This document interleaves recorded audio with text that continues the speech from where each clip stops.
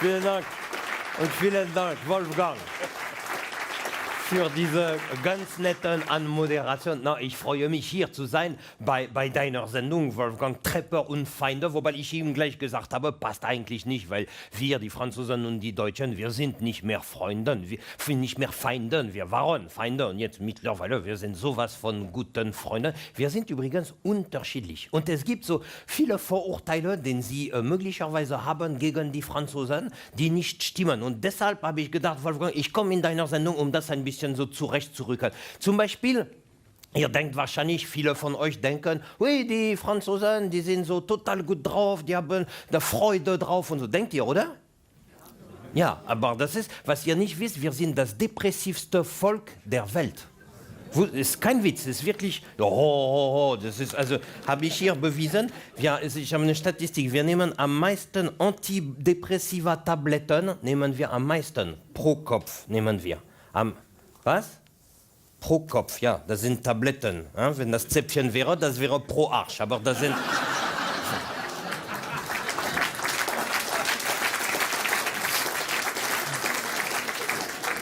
Kommt gut an. Gut, das ist... Na, wir sind wirklich unterschiedlich. Weil zum Beispiel in Frankreich weiß jeder, wie fleißig ihr seid. Man weiß, der Deutsche, der ist fleißig, der ist organisiert, der ist effizient. Und dann der Franzose, der ist normal. Bon, hein? Aber trotzdem, wir passen gut zusammen. Wir wissen, dass ihr so fleißig seid, dass ihr zum Beispiel, oder muss ich euch sogar gratulieren, neulich, ihr habt den Bruttoinlandssozialprodukt gesteigert. Ich gratuliere.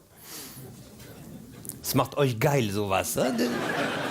Ja, in Frankreich, wir haben keine Ahnung, ob wir das überhaupt...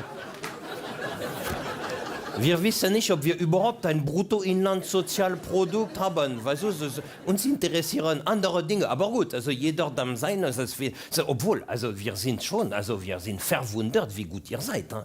Wisst ihr, dass in Frankreich, es gibt so regelmäßig Kommissionen, die wollen wissen, wie könnten wir so gut sein wie der Deutsche. Das wollen wir wissen. Und deshalb gibt es immer so, die reisen sogar nach Deutschland, um sich das anzugucken, wie das bei euch funktioniert und so. Und die kommen zurück und die schreiben ein Bericht. Es gibt über 20 Berichte über das Thema. Das ist eigentlich kompletter Quatsch, weil also als Fazit steht immer das Gleiche. Da steht, ja, also die Franzosen könnten genau gut sein wie die Deutschen. Dafür müssten die Franzosen mehr arbeiten. Und dann sagen sie, ach so, nee, dann nicht. Dann macht ihr das und dann ist es, na, deshalb sind wir auch gute Freunde, weil wir ergänzen uns. Weißt du, so, ihr arbeitet und für uns ist es ein gutes Gefühl, dass wir wissen, ihr macht das. Und solange können wir Dinge machen, die ihr zum Beispiel protestieren, da sind wir besser. Manchmal so, es gibt Dinge bei euch, das wird dann durchgesetzt und dann sagt ihr, nein, wollen wir nicht. Und dann sagt die Regierung, doch. Und dann sagt ihr, ja, so, okay. Dann, in Frankreich, wir können so gut protestieren. Manchmal, ich möchte, dass ihr ein bisschen von unserem französischen Können, dass, wenn ihr das übernehmen will, ihr müsst euch nicht alles einfallen lassen, mal ganz ehrlich. Hein? Manchmal zum Beispiel, ihr könnt, wenn euch ein Gesetz nicht passt, ihr geht dann vor dem Rathaus und ihr werft einen Molotow-Cocktail vor dem... Macht man nicht in Deutschland, ne? Ich weiß. Es ist auch sehr schwer für einen Deutschen, muss man schon sagen, weil du wirfst das Molotow-Cocktail, weißt du, und dann musst du ganz schnell rennen, um das Ding wieder zu holen.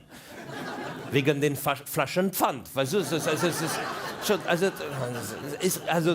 es gibt Vorschriften. Wisst ihr, dass für Demonstrationen, es gibt sogar in Deutschland, also alles ist vorgeschrieben und für Demonstrationen, es gibt in Deutschland, wenn du so in einer Demo in Deutschland so ein Transparent halten möchtest, es ist wirklich wahr, es ist vorgeschrieben, wie hoch die Stücke sein dürfen.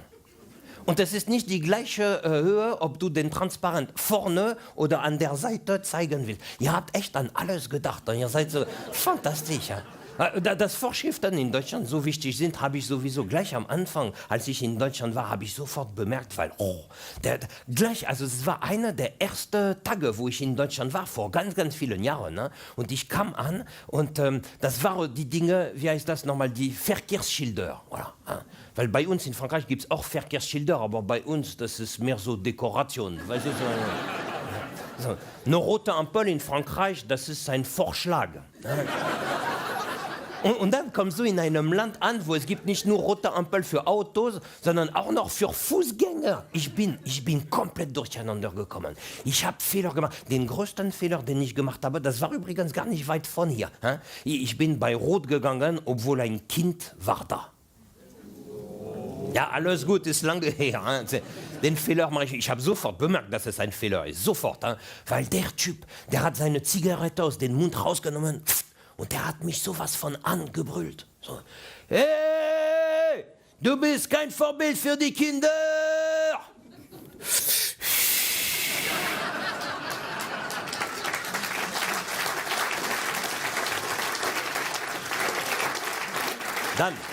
Dann hat er mir noch seine Bierflasche hinterher geworfen. Seitdem weiß ich, bei Rot muss man stehen bleiben. Das ist die Regelung in Deutschland. Bei Rot stehen bleiben, selbst wenn es regnet. Ihr kennt die Situation, oder? Ihr seid ja Hamburger, es regnet jeden Tag. Pass mal auf, also du bist da, du hast keinen Regenschirm, gar nichts und es regnet. Und es gibt keine Autos. Aber es ist rot.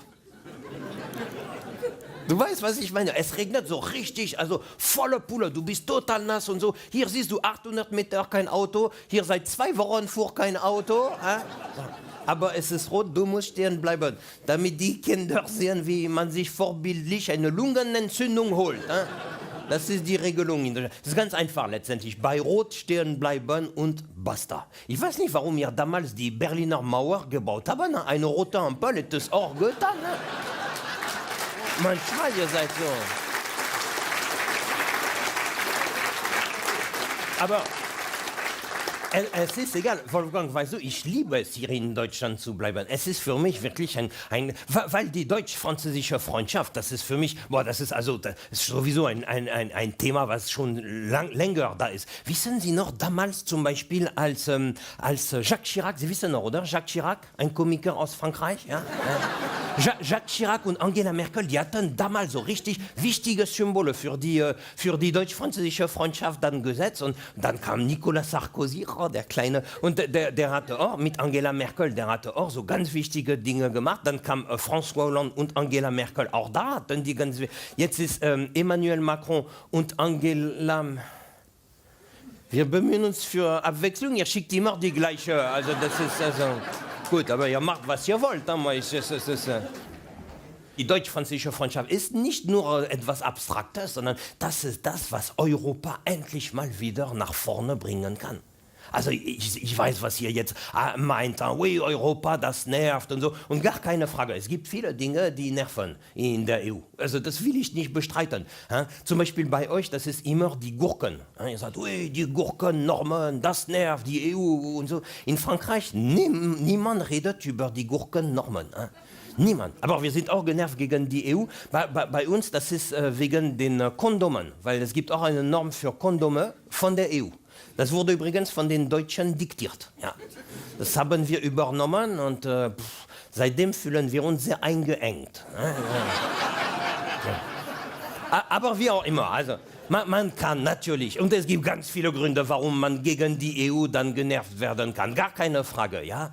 Aber eine Sache, liebe Freunde, dürfen wir nie vergessen. Warum wurde Europa gegründet? Warum? Weil wir, gerade wir, Deutschen und Franzosen, ja, uns jahrhundertelang ständig Kriege gegeneinander gemacht haben. Krieg und noch ein Krieg, noch ein Krieg, noch ein Krieg, noch ein Krieg. Und dann auf einmal gibt es schlaue Menschen von beiden Seiten, die sagen, so, Kriege können wir gut. Lass uns mal was anderes ausprobieren.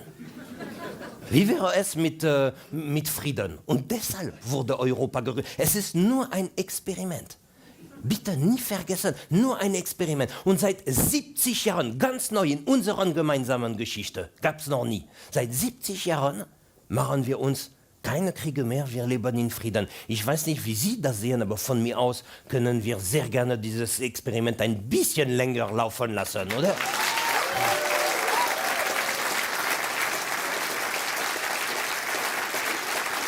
Also, liebe Freunde,